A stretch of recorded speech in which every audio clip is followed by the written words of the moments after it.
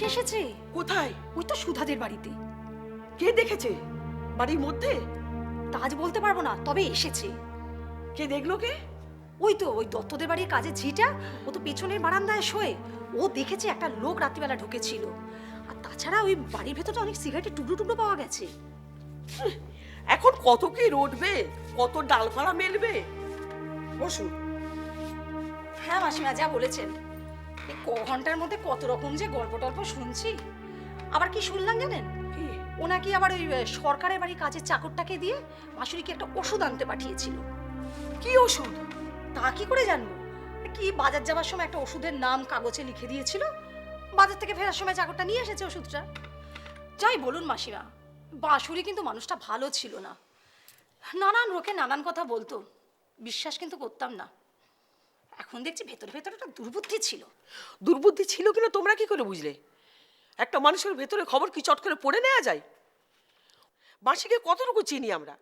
হতে পারে সে মন্দ মেয়ে, তার ঘরে পুরুষ ঢুকতো রাত্রিবেলা। কিন্তু এইসব কথা আজ কেন? সে মরে যাবার পরে কেন? সে মরে গেলে মিথ্যেটা সত্যি করে রটিয়ে দিলে সে প্রতিবাদ করতে আসবে না বলে? আর তোমাদের জ্ঞান যখন এতই, তা তাকে তোমরা শাসন করলে না কেন? তোমাকে থাকতেই বা দিলে কেন?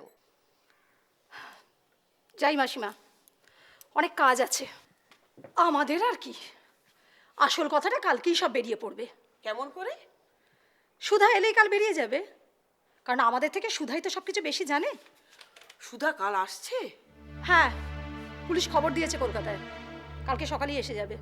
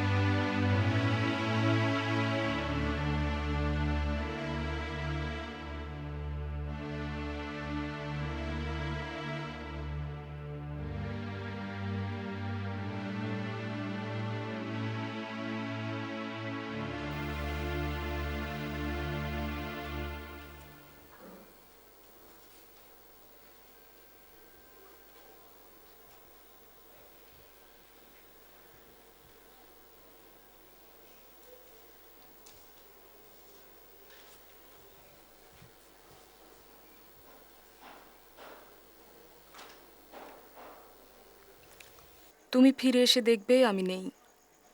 তোমার ঘর, তোমার বিছানাপত্র, খাট, তোমার আরো কত কিছু যা তুমি আমায় ধরে দিয়েছিলে, সবই পড়ে থাকবে।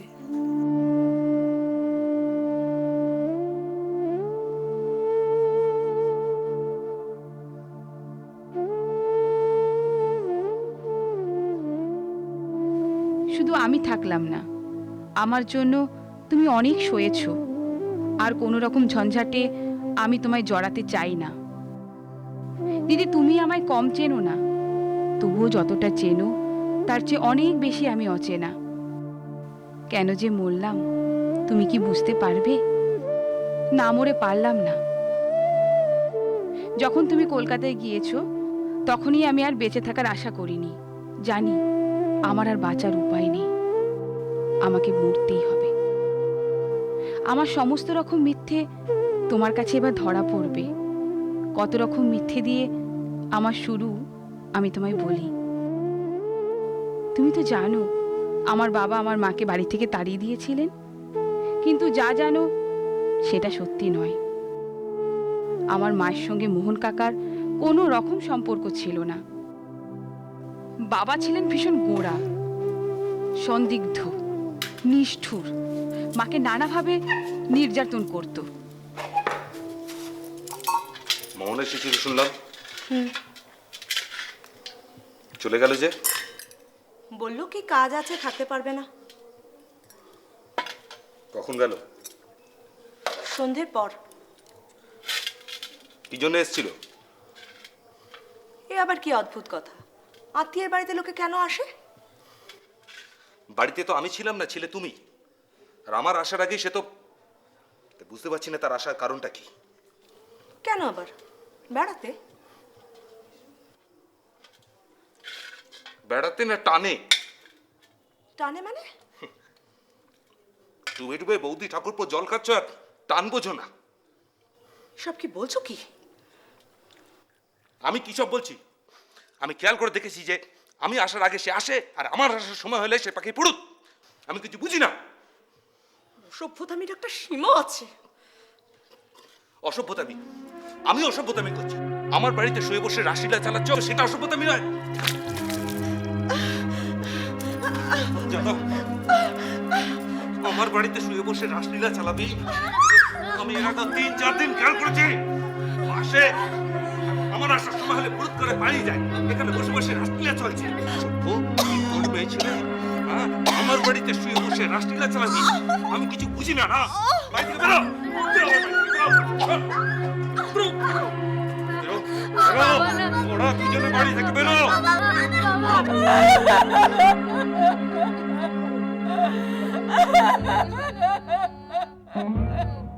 সে রাতে আমাদের দুজনকে নিয়ে মা ঘর ছাড়ল। বনহুগলিতে এক দুঃসম্পর্কের মামার কাছে আশ্রয় পেলাম আমরা। আমি আর পাচ্ছি না, সহ্যের সীমা ছাড়িয়ে গেছে, পশুর থেকেও নিচে নেমে গেছে ও।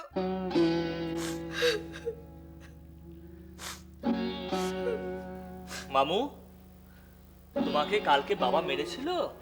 না,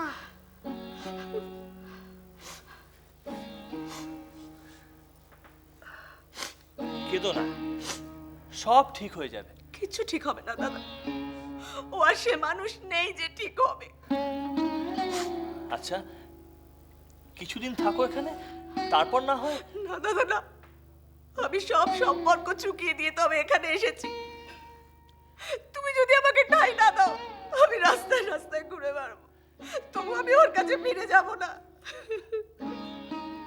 আচ্ছা, আমি কি বলেছি যে আমি ঠাঁই দেব না? এ কথা তুমি ভাবছো কেন? তোমার যত দিন ইচ্ছা এখানে থাকো, আমার একটু অসুবিধা হবে না। আর খাওয়া খরচা ব্যাপারটা তোমাকে ভাবতে হবে না। এখন ওঠো তো, সেই সকাল থেকে এই দুটো বাচ্চা কিচ্ছু খায়নি। ওদের তো খিদে পেয়েছে নাকি? কিছু তো মুখে দেবে। চলো ওঠো।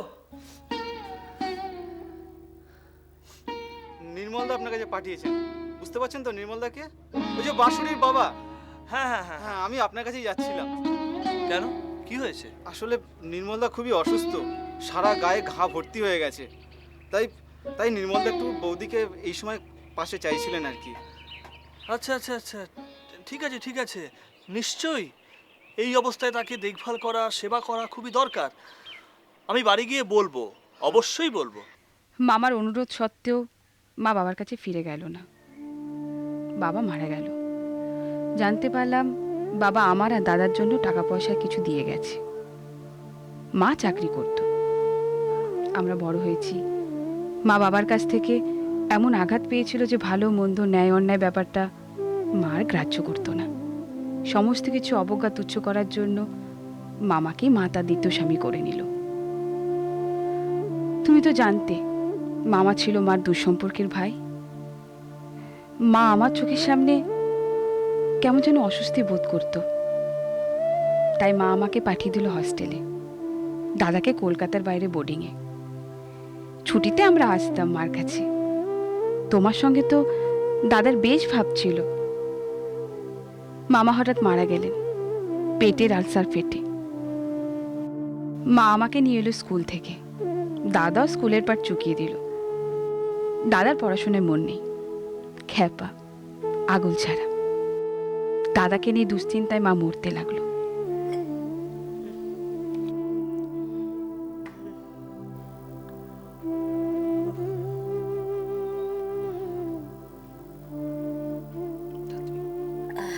একটু জল নাও।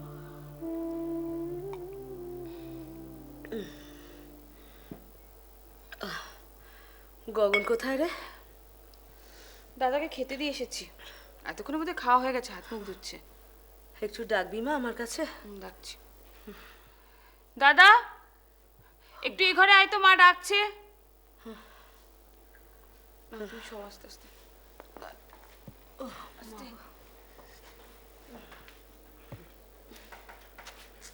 কি বলবে বলো? কোথাও বেরোচ্ছিস? হ্যাঁ, কোথায় রে? যাচ্ছি আমার কাজে। কোথায় বেরোচ্ছিস? কি দরকারে? বাড়িতে বলে যাবি না? সেসব জেনে তোমরা কি করবে? বারে কি করছিস বাড়ির লোকের চিন্তা হয় না বুঝি? আমার জন্য কাউকে চিন্তা করতে হবে না, আমার চিন্তা আমি নিজেই করে নেব। ওরে, আমি যে তোর মা রে, আমি কি তোর খারাপ চাইবো বল? কারো ভালো চাওয়ায় মন্দ চাওয়ায় আমার কি যায় আসে? তার মানে আমরা তোর কেউ নই? আমাদের সঙ্গে তোর আর কোনো সম্পর্ক নেই? হ্যাঁ, জন্মসূত্রে সম্পর্কের একটা ছাপ্পা তো রয়েছে, এর বেশি কিছু না। কি বললি? বেঈমান, শয়তান ছেলে! খবরদার আমাকে বেঈমান বলবে না। আমি জীবনে কারোর সঙ্গে কোনো বেঈমানি করিনি। জন্মের পর থেকে আমার জীবনে যা যা ঘটেছে সেইগুলো বেঈমানি না। কি হয়েছে? কি করেছি তোর জন্য বল? তোর বাপটা তো ছিল আরেক বেঈমান। যে মারা গেছে তার কথা আজ আর টেনে কি লাভ? হ্যাঁ হ্যাঁ, আমার বাপ লম্পট ছিল, কিন্তু তুমিও সতী লক্ষ্মী নও। দাদা, কি বললি? বাপ, বাপ ধরেছি পেটে। মাসি, মাসি তুই একটা বিয়ে কর মা। আমি এখনো তোর বিয়ে দিয়ে যেতে পারবো, যা আছে দিয়ে তুই। আমি মরে গেলে ও তোকে জ্বালিয়ে পুড়িয়ে মেরে ফেলবে। বাপ ধরেছি পেটে।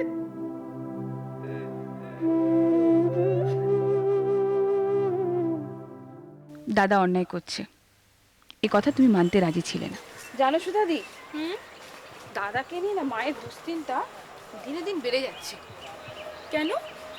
এই যে ঠিক মতো পড়াশোনা করছে না, কলেজ যাওয়া বন্ধ করে দিয়েছে, কোথায় কোথায় ঘুরে বেড়াচ্ছে, কার কার সাথে মিশছে কে জানে। বাসি, ও তো ছেলে, ও সারাদিন ঘরে বসে থাকবে?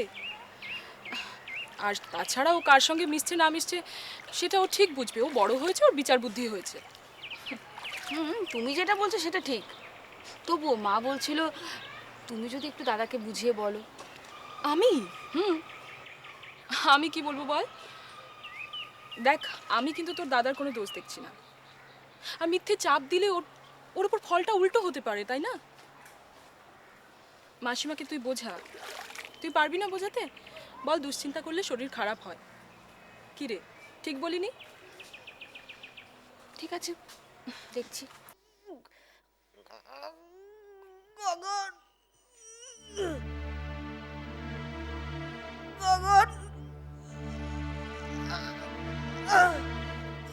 আমি মাসিকে রেখে গেলাম, তুই ওকে দেখিস বাবা।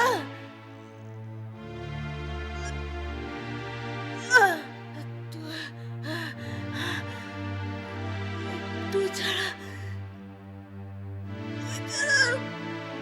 কেউ নেই।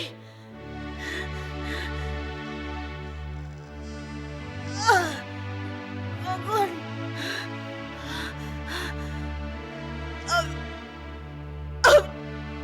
তোর জন্য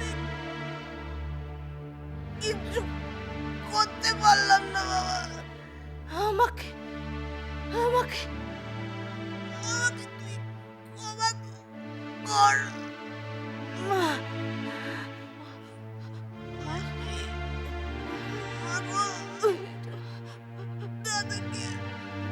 দাদাকে একটু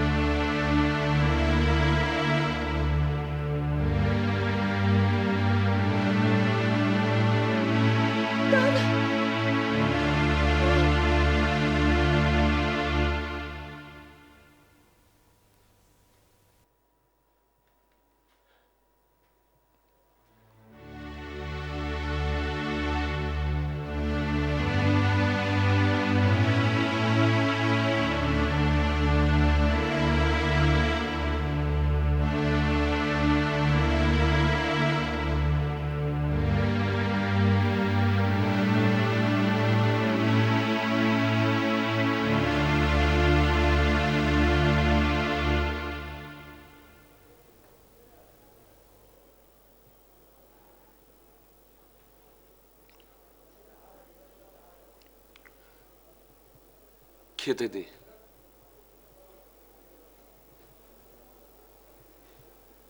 মা দাহ করলি, নিয়ম করে কাছা ধরা নিলি না। শ্রাদ্ধ শান্তির কাজ করতে হয়, সেটাও বলছিস তুই করবি না। দাদা, এই সময় এই নিয়মগুলো মানতে হয়। কে বললো মানতে হয়? যে যা লিখে দিল, বলে দিল, তাই মানতে হবে? মানলে আমার 14 গোষ্ঠী উদ্ধার হবে? শোন শোন, ওসব বুজরুকি, ওসব আমার দ্বারা হবে না, পোষাবেও না।